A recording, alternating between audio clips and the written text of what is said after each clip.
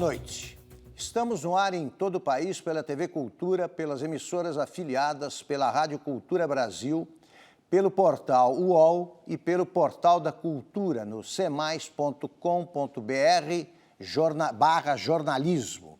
Hoje, nossa bancada de entrevistadores é composta por Carla Giménez, editora-chefe da edição brasileira do jornal espanhol El País; André Laos, diretor de redação da revista Exame; Humberto Sacomandi, editor de internacional do jornal Valor Econômico; Todd Benson, diretor de redação da agência de notícias Reuters no Brasil; Roberto Lameirinhas, editor do caderno internacional do jornal O Estado de São Paulo. Como de costume, contamos com os desenhos feitos em tempo real pelo nosso cartunista Paulo Caruso. Como o programa de hoje foi previamente gravado, não teremos interação com os telespectadores e nem os tuiteiros convidados presentes aqui no estúdio.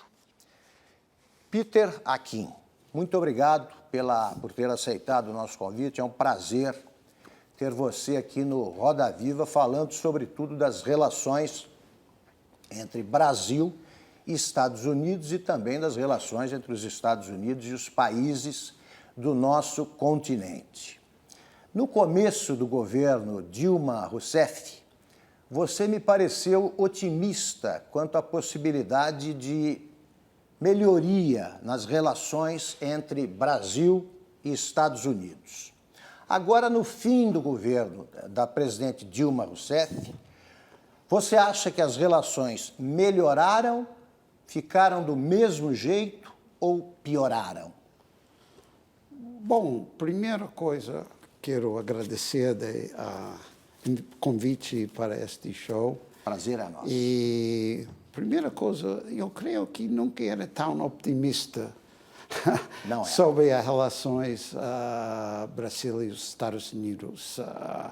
Talvez nos anos 90 eu tinha quando o Fernando Henrique chegou à presidência, parecia que era talvez uma nova era em Brasil, e era uma nova era, mas não era tão novo quando chega ao tema de relações com os Estados Unidos. E acho que tinha uma confrontação na época de Lula, no último ano de Lula, quando ele viajou a Irã com a Turquia e negociaram um acordo que os Estados Unidos encontrou que estava um intruso em um tema que não sabia muito, e terminou que era um conflito entre os Estados Unidos e Brasil. Os Estados Unidos criticavam muito o Brasil. Não vou entrar agora quem tinha razão, quem equivocaram. E parecia que um novo governo talvez podia fazer um progresso em melhorar a situação. E eu, em Washington, pelo menos, não tanto para mim, Dilma fez uma entrevista importante com o diário, o jornal mais importante do Washington, o Washington Post, e saiu que ela queria uma relação melhor, estava interessado mais em direitos humanos, estava mais interessado em X e Y, que apelava aos Estados Unidos nessa época, e todo mundo estava esperando uma melhor relação. Mas não aconteceu. Bom, nos primeiros 2 anos, parecia sim, em parte não por a política externa do Brasil, mas tem um estilo. Quer dizer, o Dilma era menos dramático, era menos interessado em si, em relações internacionais. Então, não tinha desacordos tantos, não tinha confrontações, até chegou 2 anos atrás, foi 1 ano atrás, 1 ano e meio atrás, com o Edward Snowden, que revelou que havia uma espionagem enorme, que criou outra confrontação grande. Isso já deixou a relação em muito baixo nível. Não são boas. Não são boas. Roberto Lameirinhas, você começa a girar a roda. Eu queria começar falando exatamente em que grau, em que escala de prioridades a América Latina, não só o Brasil, mas toda a América Latina, estaria no contexto do Departamento de Estado americano. Do governo Obama? Do governo Obama para a nossa região, para a América Latina em geral e para o Brasil. Porque você percebe, ou percebeu nos últimos anos, que a diplomacia americana está muito mais voltada para a Ásia Extrema, para a China, para o Oriente Médio, para os problemas da Europa em si, né, e para a sua própria, para os temas que afetam a sua própria economia, a própria economia americana. Em que escala você colocaria a prioridade dos Estados Unidos ou da América Latina para os Estados Unidos? Bom, eu diria, vamos dizer, se há uma lista de prioridades na Casa Branca ou Departamento do Estado neste momento, a América Latina não aparece. Fora, talvez, de México, que tem um comércio enorme, tem uma população mexicana nos Estados Unidos, tem uma fronteira de 2.000 quilômetros. Então, isso sempre é uma prioridade. Mas a América Latina, talvez um ou outro país chegue a uma prioridade, mas faz anos que a América Latina não tem sido prioridade. Mas deixe-me deixar também claro que, em parte, a América Latina não encontra que os Estados Unidos tão alto a prioridade. E está, vamos dizer, a distância é os dois movendo a parte, não de mão um. dupla. Perfeito. André Laos. Falando um pouco de América Latina, uma caracterização que tem sido feita nos últimos anos é de um continente muito dividido entre dois caminhos, olhando para a economia, mas é uma coisa mais ampla. Mas não há uma só América Latina. Não há uma só América Latina. E se a gente colocar nos polos, você vai ter o Chile, provavelmente, de um lado, e a Venezuela do outro, para não usar o exemplo de Cuba, que é uma história um pouco diferente. Aliança do Pacífico. Exatamente. E o Brasil, um pouco hesitante entre uma coisa e outra, dependendo do momento. Essa caracterização, o que lhe parece, como está evoluindo isso, e qual que é o papel do Brasil nessa história de um país que tem uma liderança, ou teria pelo menos uma liderança meio que natural pelo peso econômico, e, no entanto, nesse quesito específico, parece que é o contrário, né? A gente está exatamente no meio do caminho e meio sem saber muito para que lado ir. Bom, eu acho que é mais complicado de dividir em duas partes. Quer dizer, eu tenho visto, vamos dizer, análises que têm dividido em 4 partes ou 3 partes, porque há eleições na maioria dos países cada 4, 5 anos. Em Chile, que você, de um lado, tinha o governo talvez o mais conservador, e agora, de novo, tem um governo da esquerda. Inclusive, Chile foi um dos primeiros países da América Latina nesta, vamos dizer, época que tinha, com o Ricardo Lagos entrou. E, vamos dizer, quer dizer, os câmbios nos países, um ou outro, são muito difíceis de qualificar. Há certos países que claramente são anti-americanos, que realmente se vê os Estados Unidos como um adversário, hasta inimigo, liderado por Venezuela, desde que entrou Chávez em 99. E também tem aliados em Bolívia e Equador. Nicarágua ia dizer, mas Nicarágua tem um acordo de livre comércio com os Estados Unidos, é um favorito do Fundo Monetário agora. E vamos dizer, a Argentina sempre foi deixada fora de qualquer grupo de países. Sempre era um pouco difícil qualificar. E agora a Argentina parece movendo mais com o grupo anti-americano.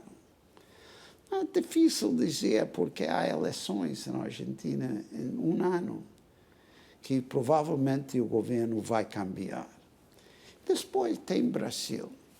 Quando começou a dividir o continente em duas partes, entre o boa e mau, vamos dizer, a esquerda anti-americana, ou pelo menos em Washington, o Brasil sempre estava entre os bons.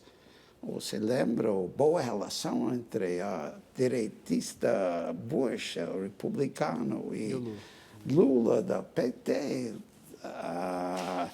E, inclusive, estive em uma reunião com Marco Aurélio Garcia e eu dizia que os Estados Unidos não têm medo da esquerda na América Latina. Temos uma boa relação com Lula que tínhamos com Fernando Henrique. E Marco Aurélio objecionou forte e dizia, não, temos uma relação melhor agora.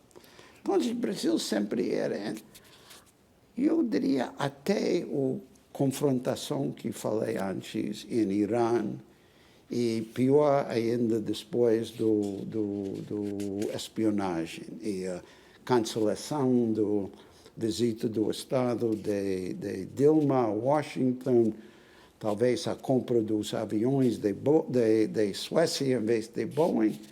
Então, o Brasil, para a primeira vez, escutei que, não quero dizer, é muito frequente escutá-lo, ou a maioria da gente, mas um diplomático americano dizia que o Brasil podia ser adversário.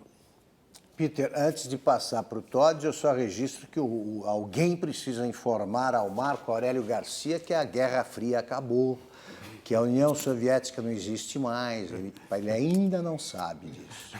Então tem uma certa dificuldade para lidar com o imperialismo yankee. Todd Benson.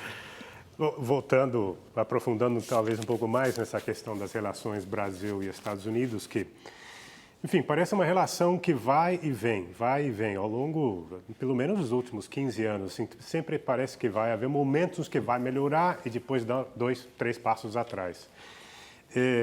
Ao seu ver, o que realmente precisa acontecer para essa relação melhorar de vez e realmente passar a um patamar melhor, mais, assim, de relações mais próximas?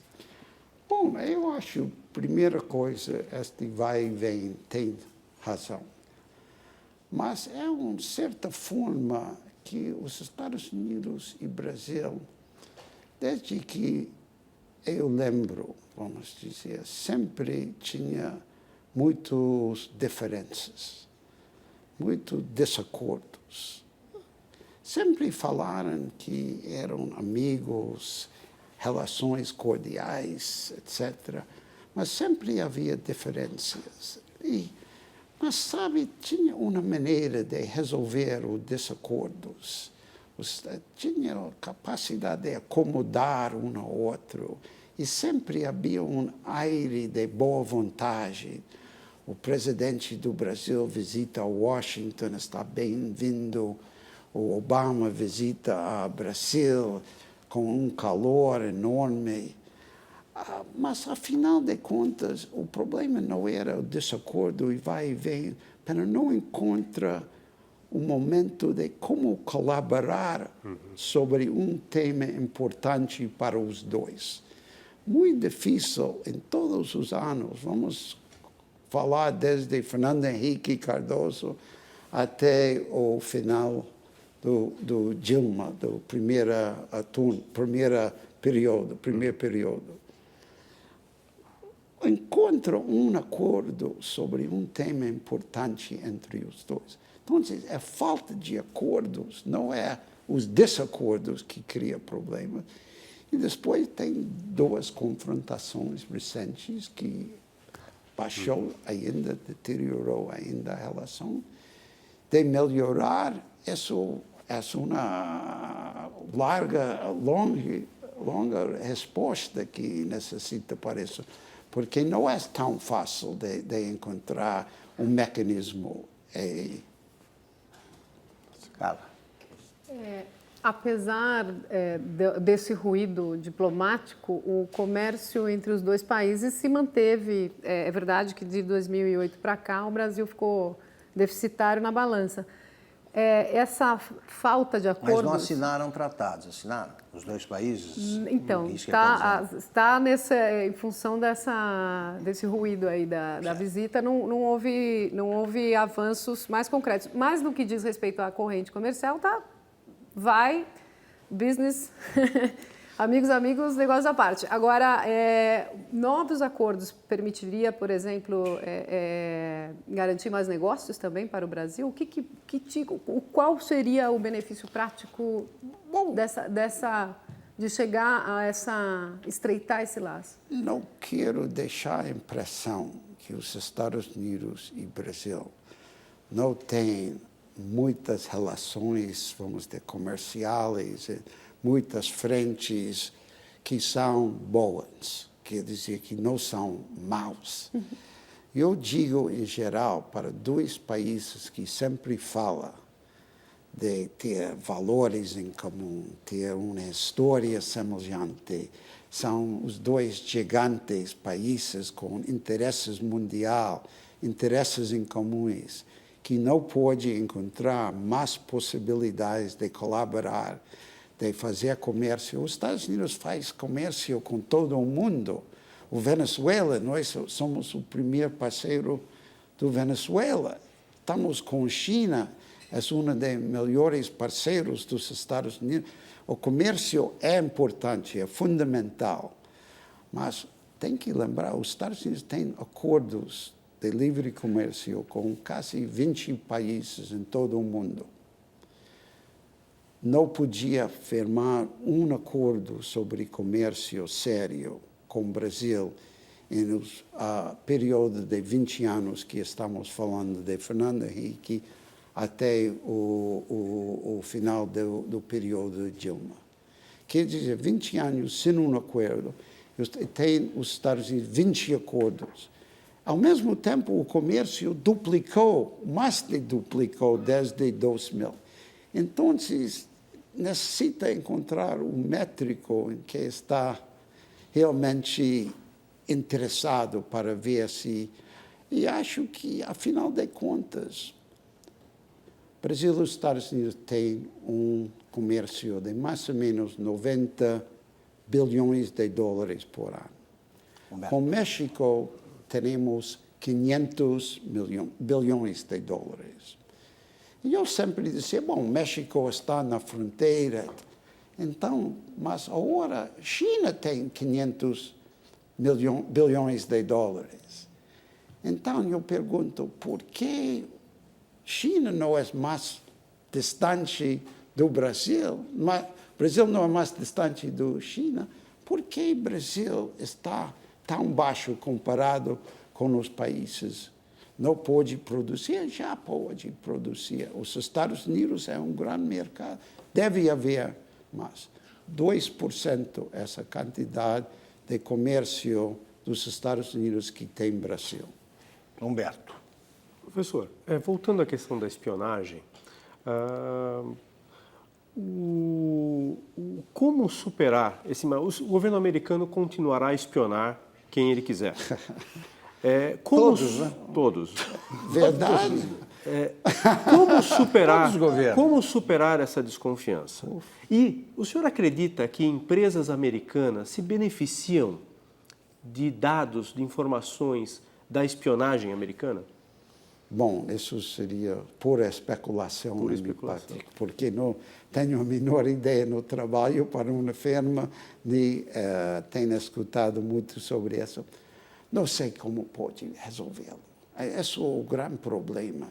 Quer dizer, não só a espionagem em si, e não só a espionagem que tocou a presidenta mesmo, ou não tocou uma empresa como a Petrobras, mas o que passou depois da descoberta da espionagem.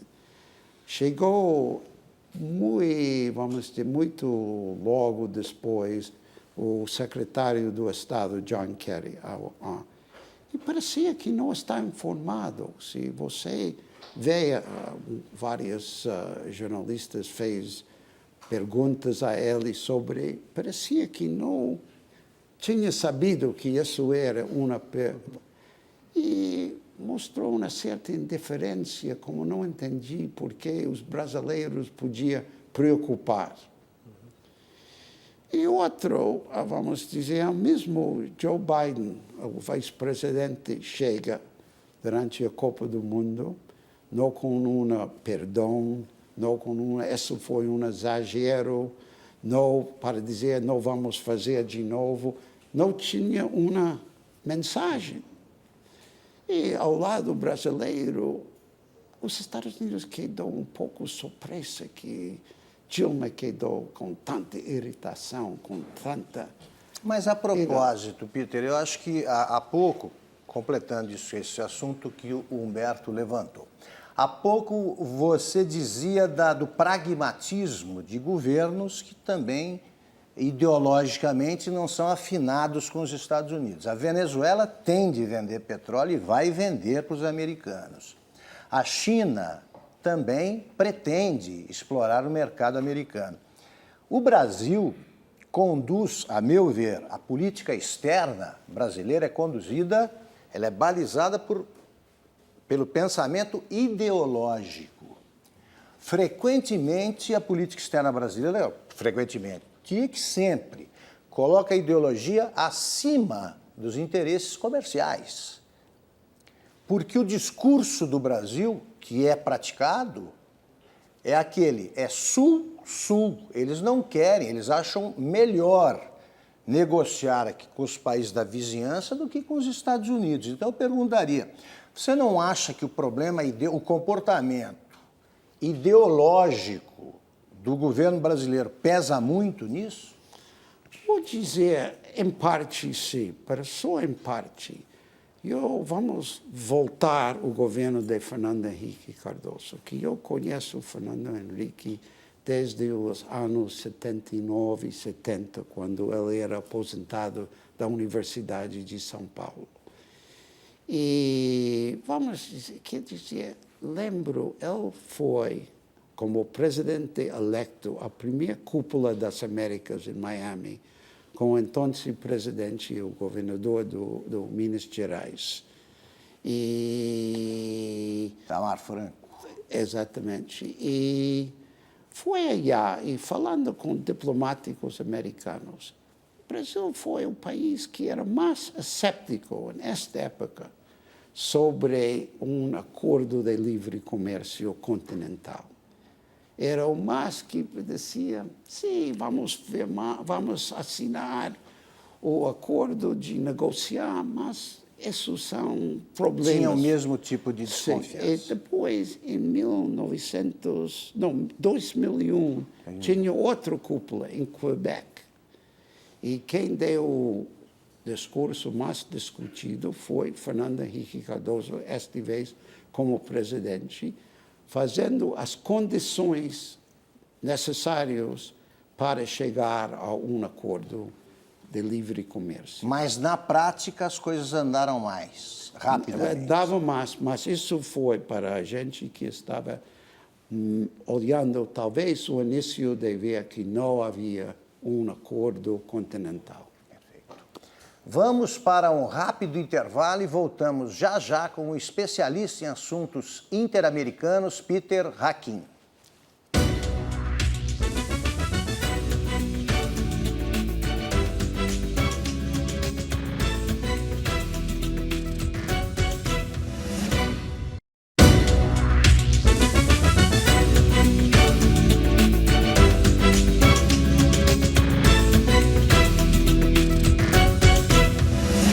Estamos de volta com o especialista em assuntos interamericanos, Peter Hakim, que esteve no Brasil a convite da Fundação Fulbright e da Fundação Armando Álvares Penteado. Peter, antes de passar para o Humberto, Eu queria fazer uma pergunta sobre Conselho de Segurança da ONU.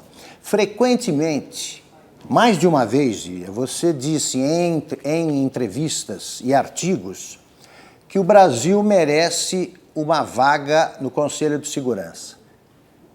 O Brasil, eu acho que não tem tanto peso para ocupar essa vaga. Por que ele merece isso? Bom, Depois, Humberto. diria o seguinte, quer dizer, as instituições internacionais, inclusive a ONU, seja o Banco Mundial, o Fundo Monetário, tem uma organização, uma liderança que vem da Segunda Guerra Mundial, quase.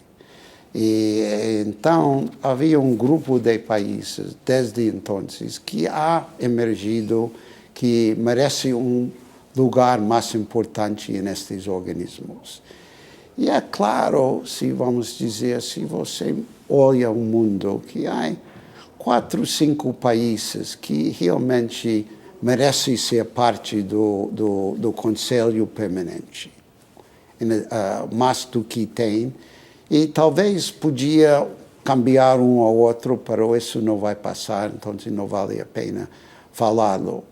Mas isso, entre eles, eu diria que claramente tem Índia, que é uma população de mais de 1 bilhão de pessoas. Eu acho que Brasil é um dos países críticos no mundo, e talvez eu possa nombrar 3 ou 4 outros. Deve cambiar a estrutura, esse é o primeiro passo.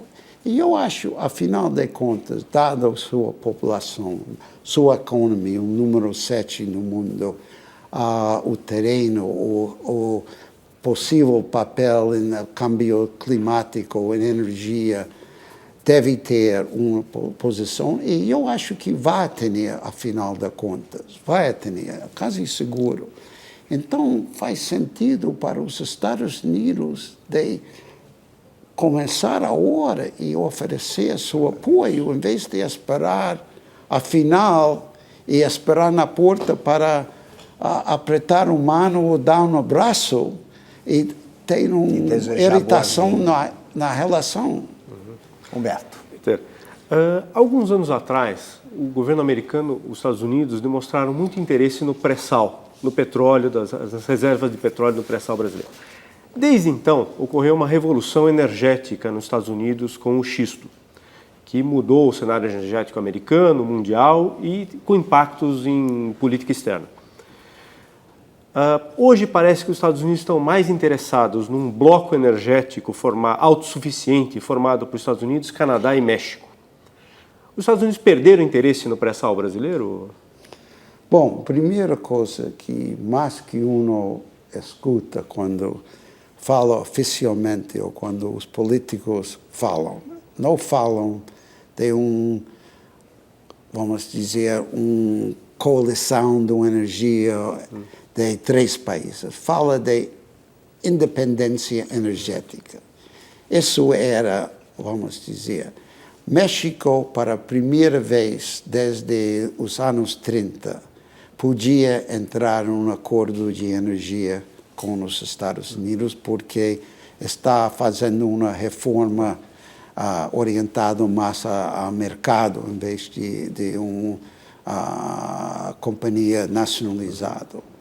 E Canadá, vamos dizer, está com problemas com o próprio chegando do petróleo de Canadá.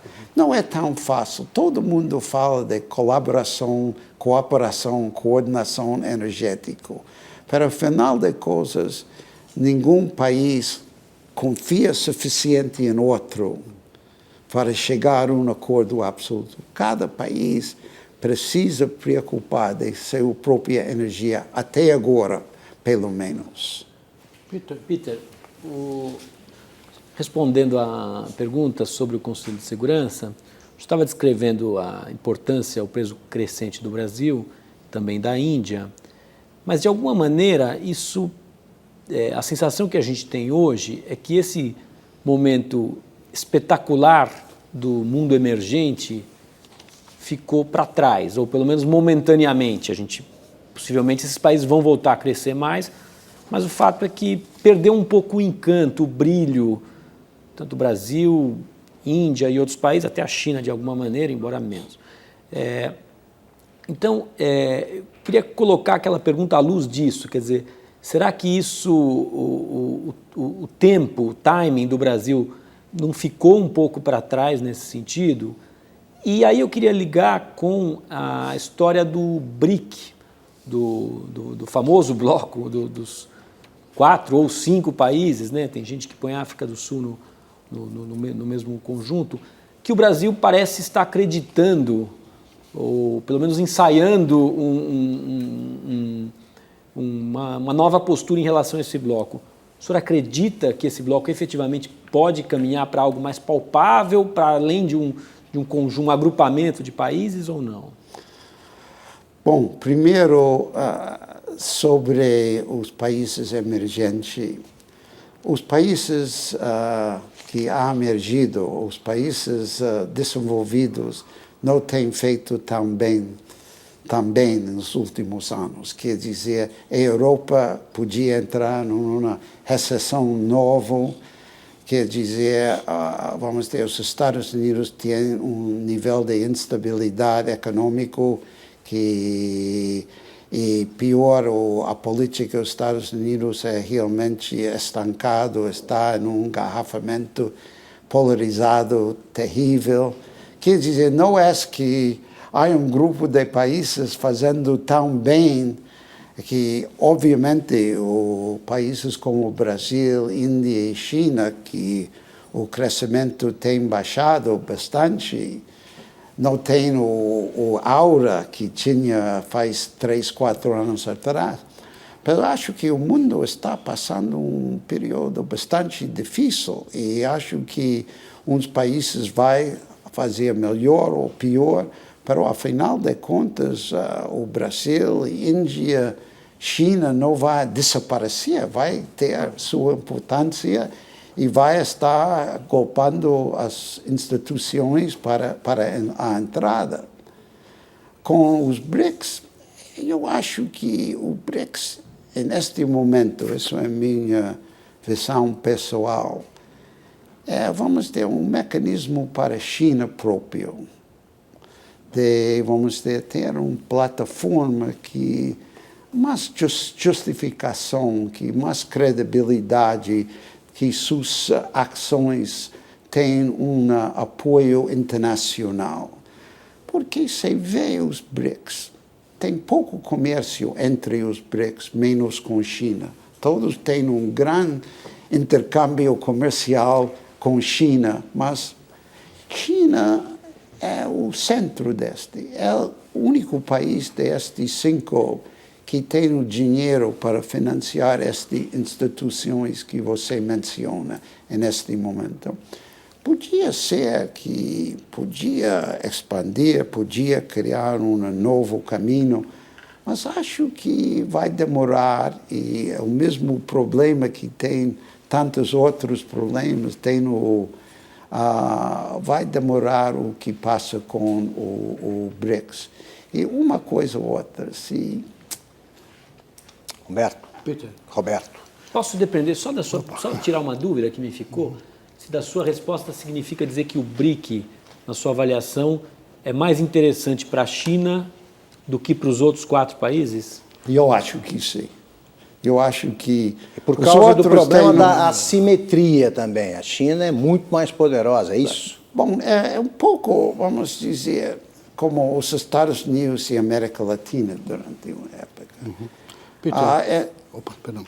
Complete, por favor. Eu queria trazer... Se quer completar a resposta, por favor. Não, vamos aí. Queria trazer de volta aqui o tema político. Vamos volver aos BRICS. Eu queria saber, nesse momento, desde da administração Carter, os Estados Unidos têm pressionado não só a região, mas também vários países, pela adoção de modelos democráticos, enfim, de de regimes mais democráticos, pelo menos, ao redor do mundo. Na região, houve uma reversão daquele período dos anos 70, de uma série de ditaduras, para a quase totalidade de democracias. Eu queria saber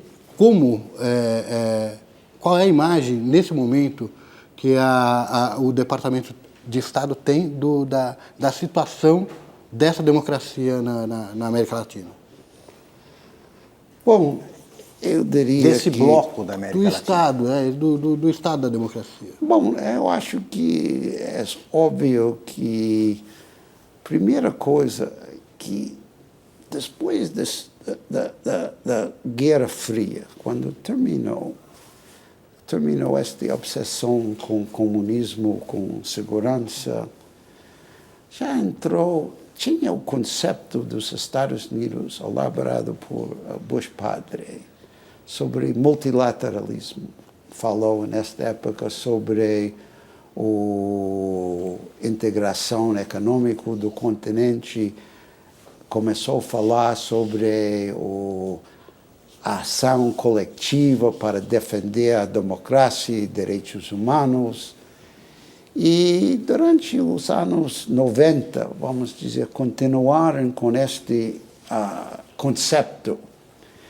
E uno podia, vamos dizer, pôr uma data distinta quando começou a desfazer este conceito.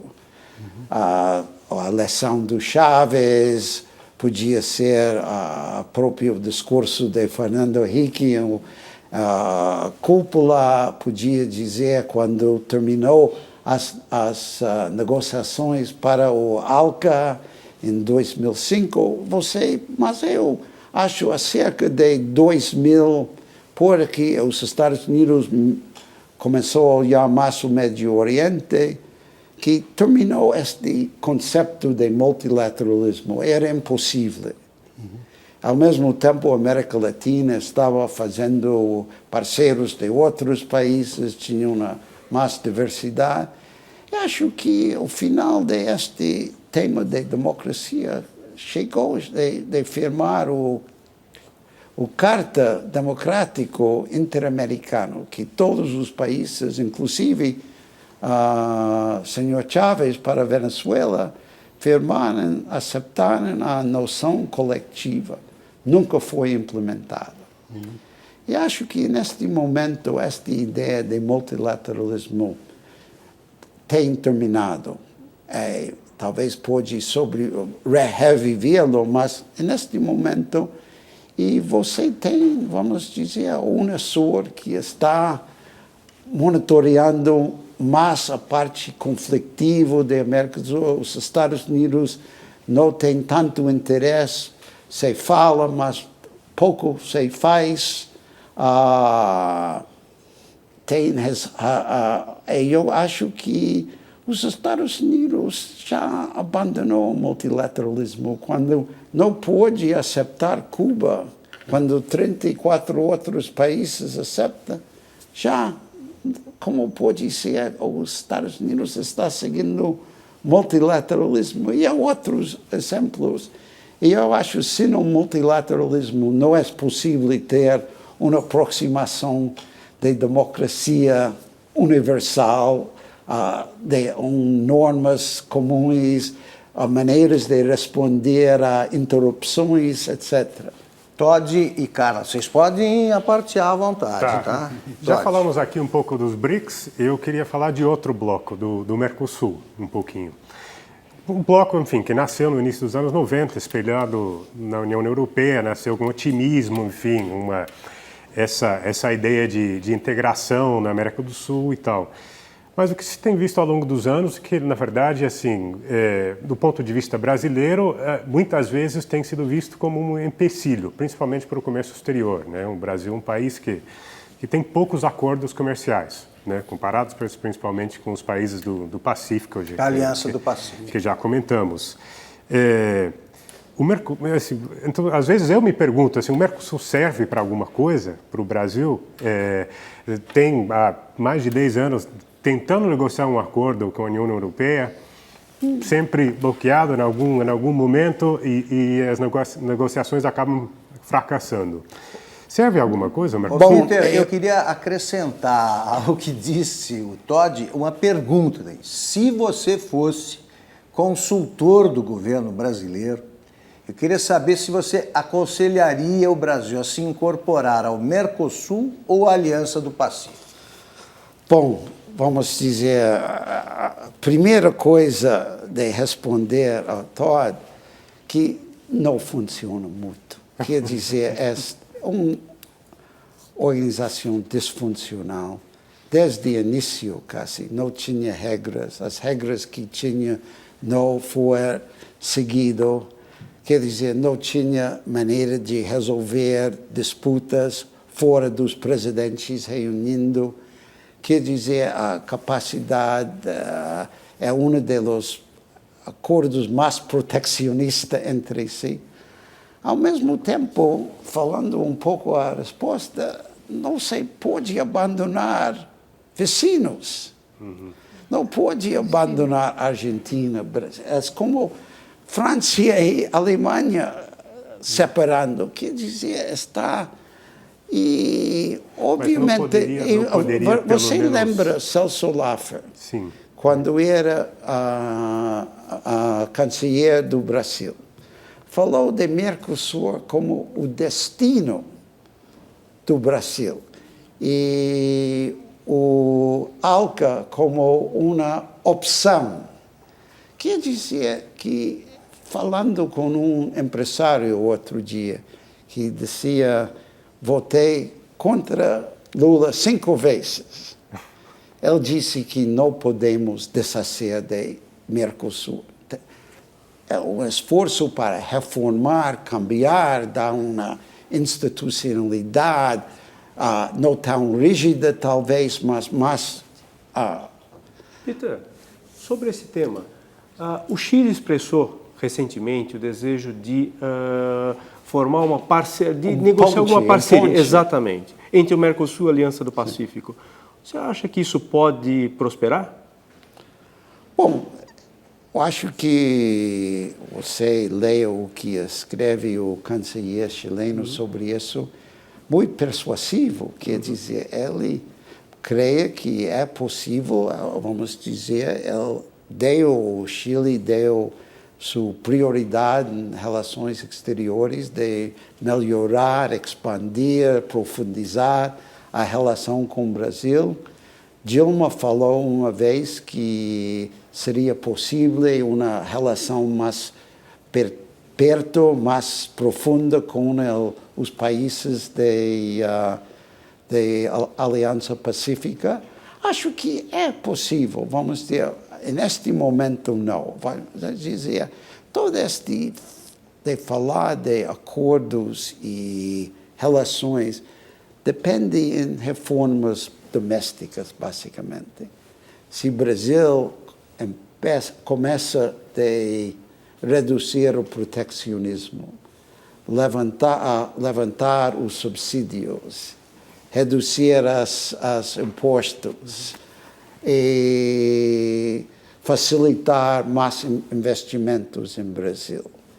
Então, se a Argentina tem um câmbio e começa a pagar suas dúvidas em sério, se deixa de entrar em confrontações com 5 ou 6 países ao mesmo tempo, quer dizer, há reformas dentro de cada país que são necessárias. Mas acho que os chilenos têm razão. A América Latina, a América do Sul, não deve ser dividido em distintos grupos. Isso interessa aos Estados Unidos? Uma aproximação Não, dos dois não blocos? é tão problemático. Há nos Estados Unidos que creem que os Estados Unidos, o interesse deve estar com a Aliança do Pacífico e realmente empurrar forte este... mas acho que, em geral, a ideia todavia queda que o melhor seria um acordo maior que incorpora mais países. Eu acho que... Vamos saber, acho que aí vamos ter várias coisas acontecendo ao mesmo tempo. Os Estados Unidos não prestando muito Para os atenção Estados Unidos agora. aí não tem a menor importância, né? Não vai mudar nada. Bom, depende de que nada Não, é. digo, os Estados Unidos fazem acordos bilaterais tranquilamente com todos os países. Tem acordos bilaterais aqui, ali, na Aliança Pacífica. Seria melhor para os países da América do Sul esse tipo de... Isso que eu estou dizendo. Para os Estados Unidos não muda muito, porque se o Brasil, a Colômbia quiser um acordo, os Estados Unidos faz. Se for com a Aliança do Pacífico, faz também. Os Estados Unidos têm um tipo de flexibilidade, o que eu quero dizer, que o Brasil não tem, nem a Argentina. A Argentina, no momento, ela estabelece barreiras ou retira quando lhe convém. O Brasil também não é nenhum vizinho generoso.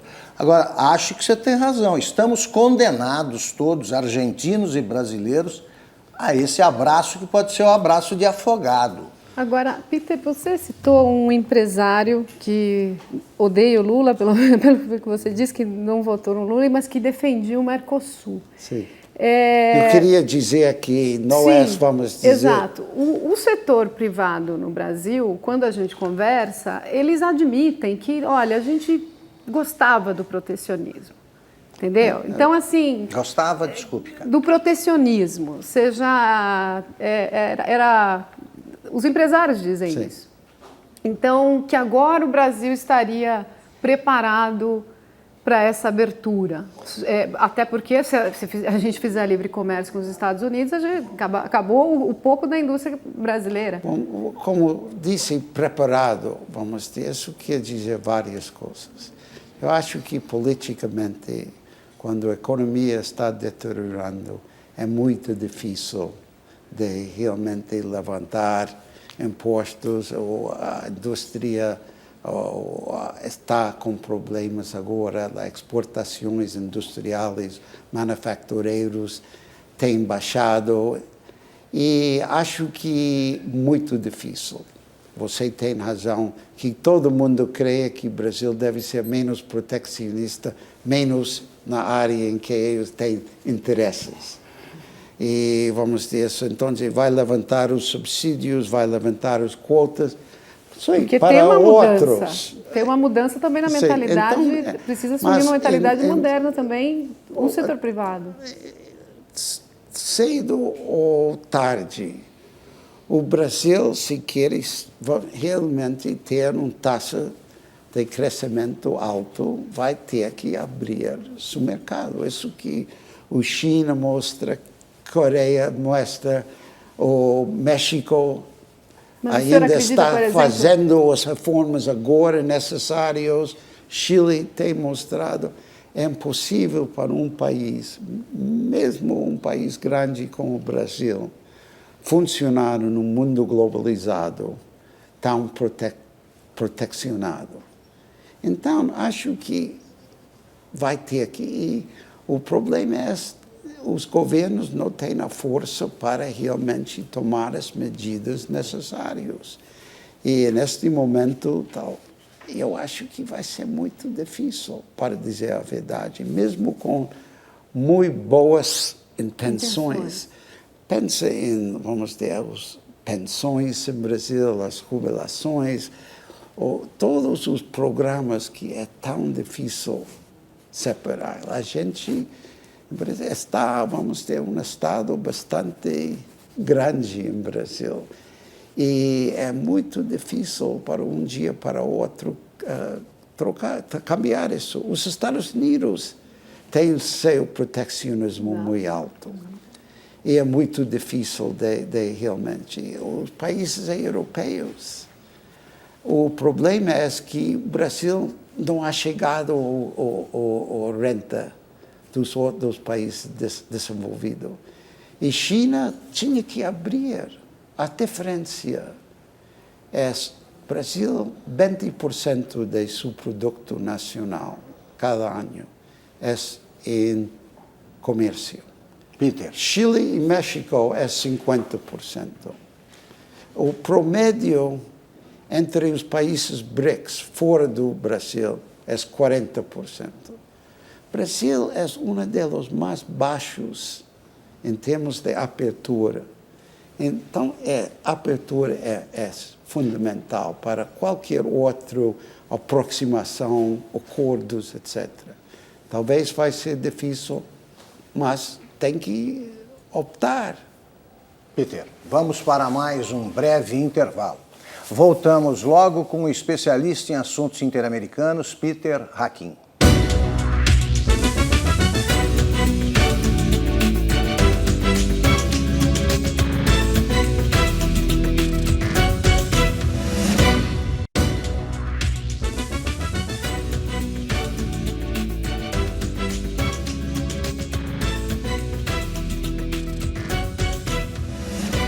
Voltamos com o especialista em assuntos interamericanos, Peter Hakim.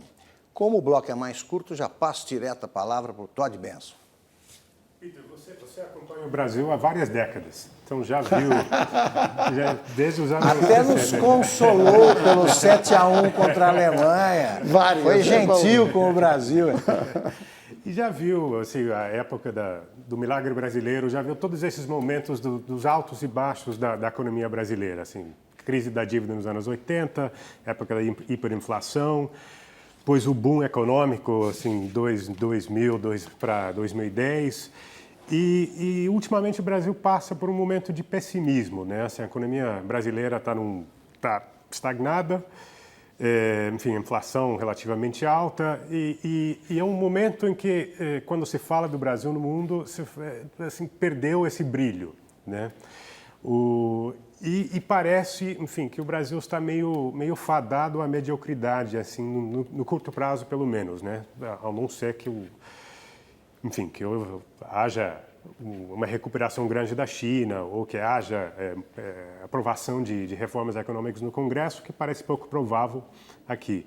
As previsões para 2015 são ruins, né? São ruins. Feitas por todos. Dado isso, assim, o senhor se considera pessimista ou otimista em relação ao Brasil, isso futuro imediato, e por quê?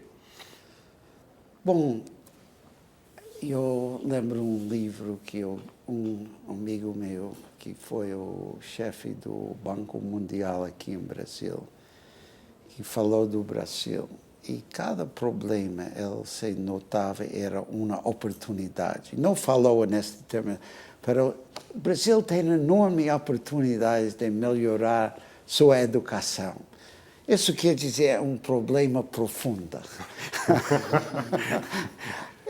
Eu acho que estou de acordo com vários economistas. Esse é um debate. Onde vai o Brasil?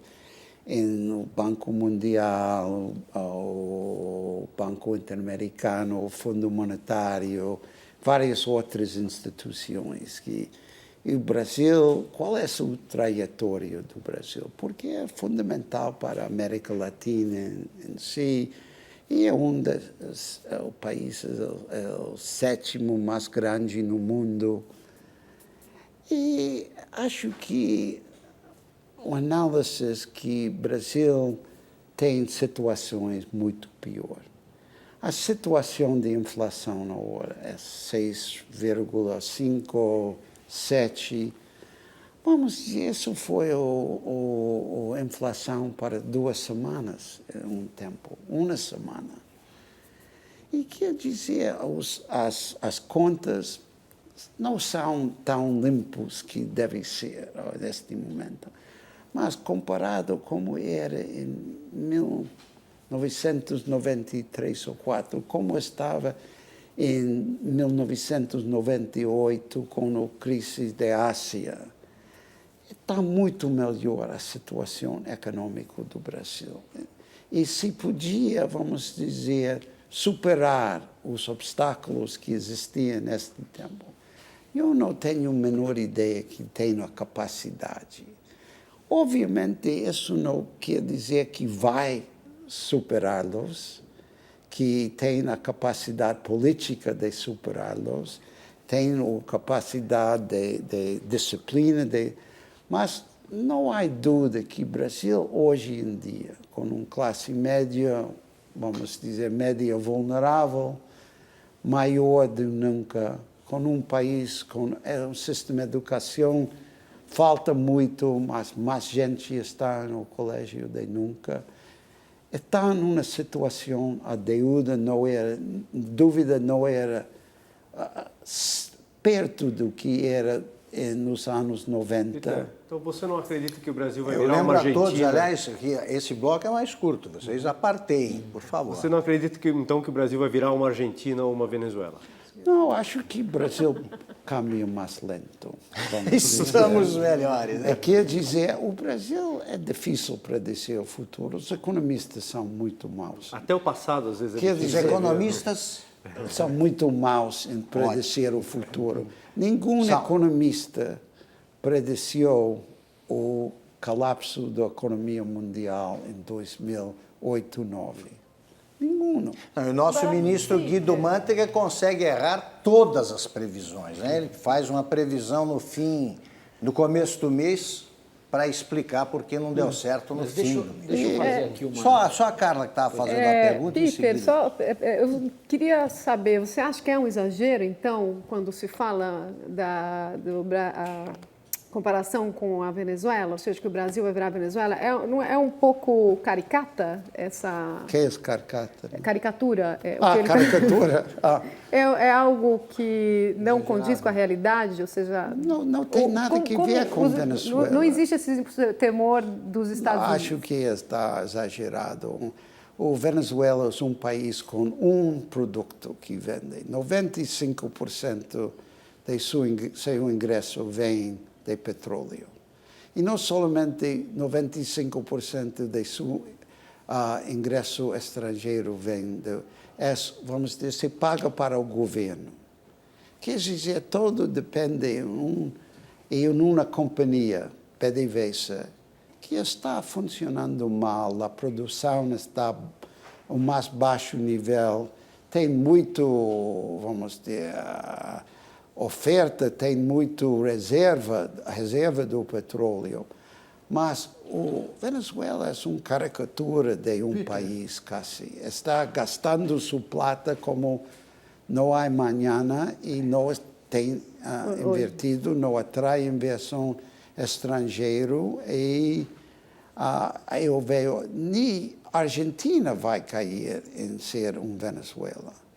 A Argentina é muito melhor a situação de Venezuela. Mas deixando de lado o exagero, que é dizer que o Brasil vai virar uma Venezuela, e é inequívoco que o governo Dilma, e para ser justo, não começou na Dilma, começou em 2008 com o Lula ainda, deu uma nova orientação para uma série de políticas no Brasil que vão mais na direção do que está fazendo a Argentina e do que, no limite, faz a Venezuela, sem chegar, obviamente, nesse exagero de... E aí, para defender a classe dos economistas, da qual eu pessoalmente faço parte... Não, mas há exceções, A gente é ruim para burro.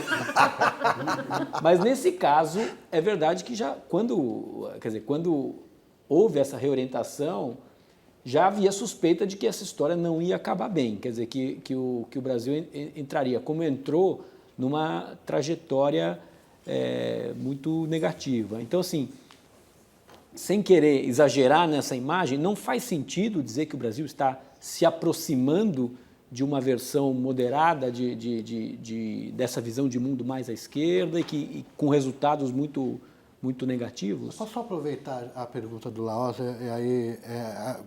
Assim, quando a gente fala em Venezuela, a gente se refere muito mais, ou as pessoas se referem muito mais ao excesso de regulamentações, de regulações.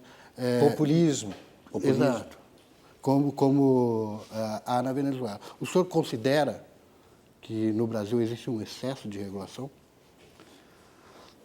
Brasil, como eu posso dizer, que primeira coisa, todos os países têm seus profundos problemas. Se toma um país como o México, tinha a reforma mais profunda na história do país com Carlos Salinas, em 98 até 94. E realmente fez a reforma do sector, depois do sector, abriu seu mercado a investimentos estrangeiros, etc. Foi todo, vamos dizer, segundo o livro. E chegando a firmarem, assinarem o tratado de NAFTA com os Estados Unidos. Satisfação todos os economistas ortodoxos, completos. E eu estava, vamos dizer, aplaudindo tudo isso. Não, eu creio nas reformas de México e Chile, etc. E o dia, em 94, o ano que entrou em força a NAFTA, que passou no México? Caiu, colapsou a economia. Como se chama? Tequila, a crise de tequila, exatamente. O que passou?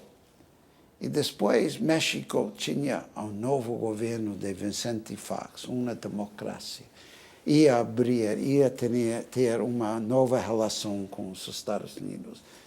E todo mundo estava falando. E passou a hora 2 governos do Partido PAN, que eram basicamente vistos como fracassos. E agora estamos passando uma nova reforma em México, que, de novo, eu escrevi vários artigos aplaudindo esta reforma. 2 anos têm passado, não tem crescido o México. México tem um crescimento muito mais baixo. Faz 3 anos atrás, o Banco Mundial publicou um informe, um relatório, dizendo que os países da América Latina podem ir por o caminho do Brasil, que era um caminho de crescimento rápido, ou o caminho de México, que é o caminho lento. Então, vamos dizer que não deve ser tão pessimista, Peter, porque... a propósito, como é que é vista no exterior, quer dizer, aos olhos dos governos e empresários estrangeiros, como é que é vista essa altíssima incidência de casos de corrupção envolvendo empresas estatais brasileiras? O caso da Petrobras. Como é que é? Como é que isso interfere na imagem? Vamos dizer só, para alguém como eu, que tem visto o Brasil há muitos anos, não é uma grande surpresa. Você acha que nem aumentou? E vou dizer que Mas acho que é a mesma coisa. Eu fiz um estudo, eu fiz Brasil? um artigo este ano sobre corrupção na América Latina. Fui invitado a escrevê-lo. E foi ao website da Transparência Internacional. Vale a pena ir aí. Vou ler com muita atenção. Tem uma lista de países no mundo. Então, você acha que não interferiu na imagem do Brasil? Claro, interferiu. Claro, vamos dizer. Como não podia interferir um mensalão, um escândalo político enorme. Mas eu imagino que o Watergate também afetou a imagem dos Estados Unidos. Como, vamos dizer, todos os países têm seus problemas quer dizer, não digo, mas eu acho que com o Brasil, não quero defender o Brasil, nisso eu não sabia que ia entrar, mas eu quedei surpreendido, porque eu sempre falo que o Brasil tem um nível de corrupção política muito alto. Sempre você pode ler os artigos que tem escrito. Vi esta lista de países. Aí, qual é o número do Brasil entre os 20 ou 18 países da América Latina? Qual será? Se o primeiro é Uruguai ou Chile, qual é o número do Brasil? Do ranking da corrupção, de honestidade. Honestamente não sei. É 4. 4? Que a diferença com o México, segundo percepções... É o quarto menos corrupto? Sim. Acho que esse ranking vai ser refeito mês que vem. Bom, e todos os anos é impressionante. Vamos para mais um rápido intervalo. Voltamos já já para o último bloco da entrevista com o especialista em assuntos interamericanos, Peter Hakim.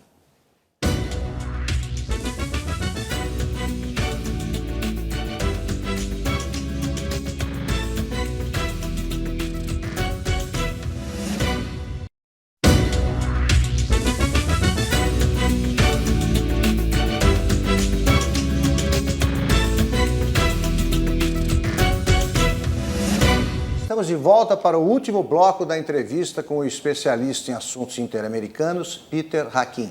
Carla, só te passo a palavra em seguida. Eu queria fazer uma pergunta sobre eleições, porque você testemunhou a última etapa das eleições presidenciais no Brasil. Então a pergunta é muito simples.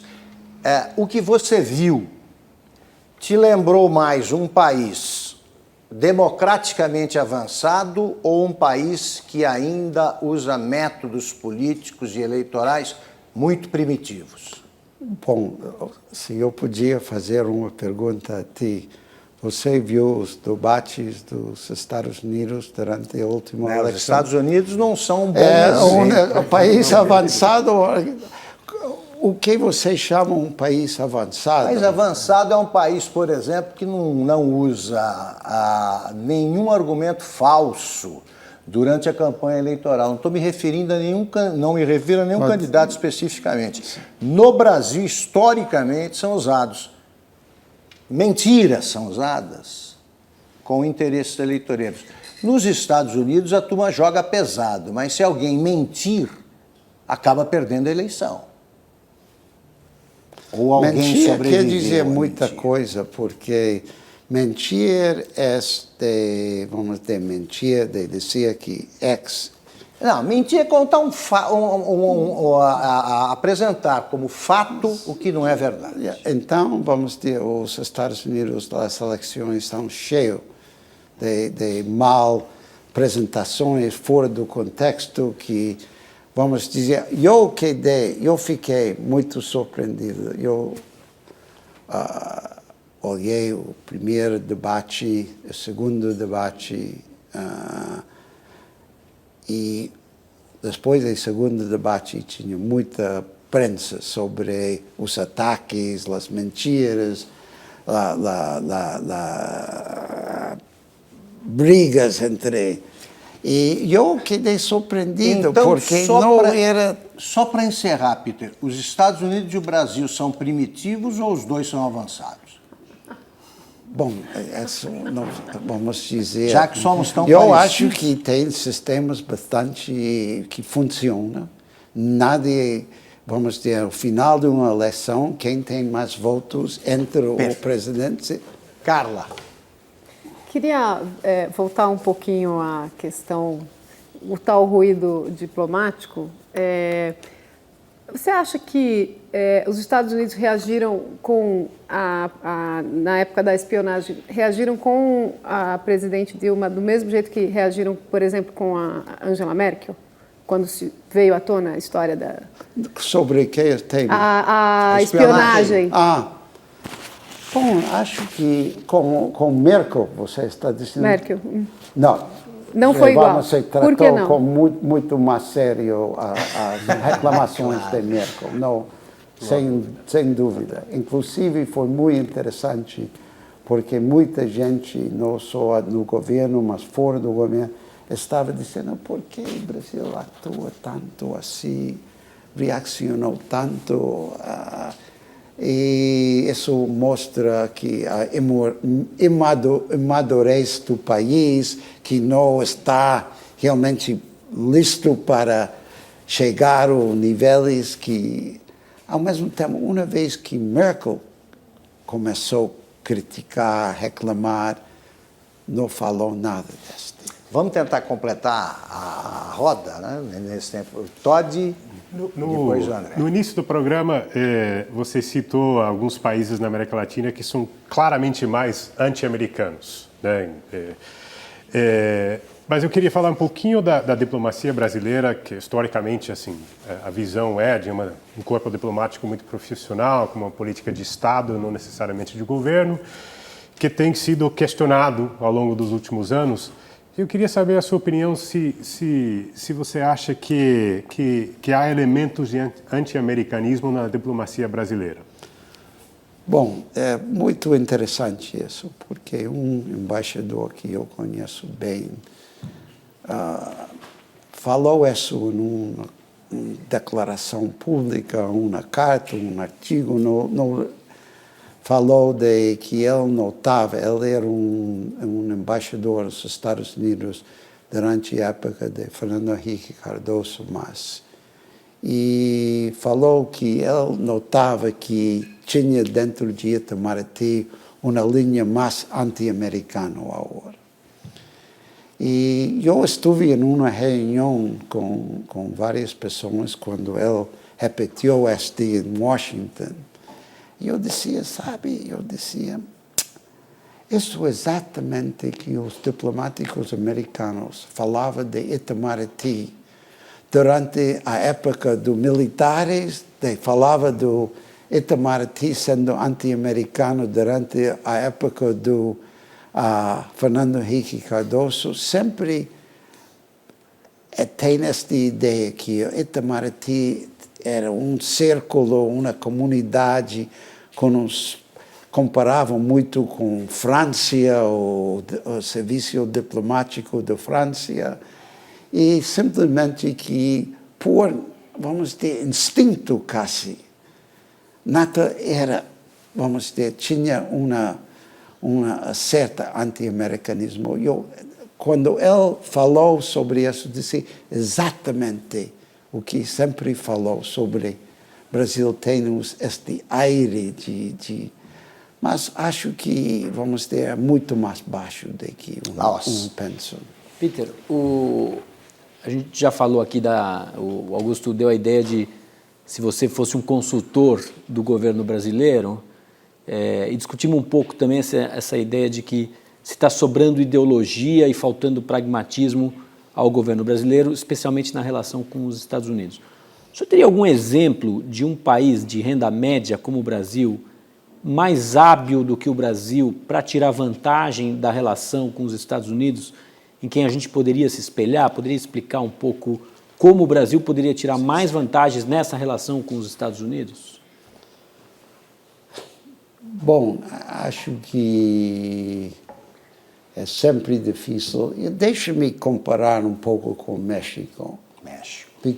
Porque os Estados Unidos e México têm uma interdependência extremamente forte. Eu falei sobre o número de mexicanos que moram nos Estados Unidos. Há mais de 30 milhões de gente de origem mexicana, há quase 8 milhões que estão aí ilegalmente, que também tem um comércio enorme, tem um turismo enorme, tem, vamos dizer,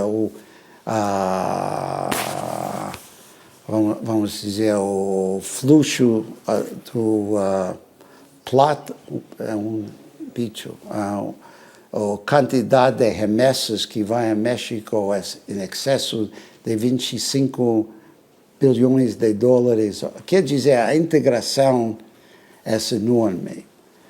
Ao mesmo tempo, sempre tinha realmente, vamos dizer, distância. Inclusive, um livro famoso falava de vizinhos distantes.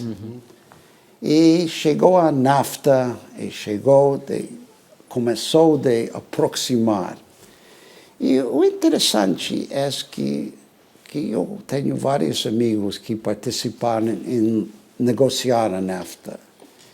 E eles dizem que a distância entre México e Brasil sobre os términos do acordo era muito grande. As diferenças, a brecha era enorme, mas tinha instruções, tinha ordens que ficar sentado até chegar a um acordo. Como a gente está no fim do programa, vou pedir que a gente que nós tenhamos respostas e perguntas mais concisas para terminar. Tá legal. Peter, Eu queria saber, existe um axioma na análise diplomática do Brasil de que as relações diplomáticas com os Estados Unidos, elas fluem melhor quando o governo americano é de republicanos. Aqui, primeiro, o senhor concorda com isso? E depois, a que se atribuiria isso? Ao pragmatismo maior, talvez, dos conservadores americanos? Não, acho que, não, vamos dizer, não tem pensado neste. Eu acho que durante a época de Fernando Henrique saiu bastante bem. Quer dizer, até durante a maioria do período de Lula estavam bem. Em parte, historicamente já. Né? Historicamente já, vamos dizer, não tinha épocas bastante maus. Quer dizer, tinha incidentes, tinha episódios, mas não tinha largos prazos de confrontação, conflitos. Quer dizer, resolveram, se foram de um passo a outro passo. Peter, Humberto faz a última pergunta. na campanha eleitoral para o Congresso dos Estados Unidos, os políticos democratas não querem aparecer ao lado do presidente Obama. Obama é uma decepção? E quem ganha a próxima eleição nos Estados Unidos? Quer dizer, o próximo presidencial? O próximo presidente. Isso é para ver. Se nós sabemos, vamos dizer, 5 dias atrás, quem ia ganhar a eleição brasileira, como vamos predizer por 2 anos a eleição americana. Obama é uma decepção? Como? Obama é uma decepção? Vamos saber, a história tem uma maneira, eu acho que enfrentou problemas bastante difíceis, ademais, quantos líderes existem no mundo fora do Papa Francisco? Eu não sei se você sabe, mas o presidente Lula costumava gabar-se de uma história que ele vivia contando, dizendo que um dia ele acordou invocado, quer dizer, irritado, né? Na gíria brasileira, aí falou, aí eu liguei para o Bush e disse que não era, a crise americana não podia atravessar o Atlântico em direção ao Brasil. Infelizmente, ou porque o Bush não entendeu o português dele, o inglês do Lula, que não fala inglês, ou porque a crise não atendeu a ordem, o fato é que chegou. Sim. Ele sabia dessa história, que o Lula dava ordens por telefone? Era assim. Bom, muito bom. Infelizmente, nosso tempo acabou. Eu agradeço a presença da Carla Gimenez, do André Laos, do Humberto Sacomandi, do Todd Benson, do Roberto Lameirinhas e do nosso cartunista Paulo Caruso. Agradeço também a você que nos assiste até agora, e em especial ao Peter Hakim, que encontrou um tempo na sua agenda sempre carregada para ter conosco essa conversa tão instrutiva. Muito obrigado. Muito obrigado Peter. a vocês. Boa noite, boa semana a todos e até a próxima segunda.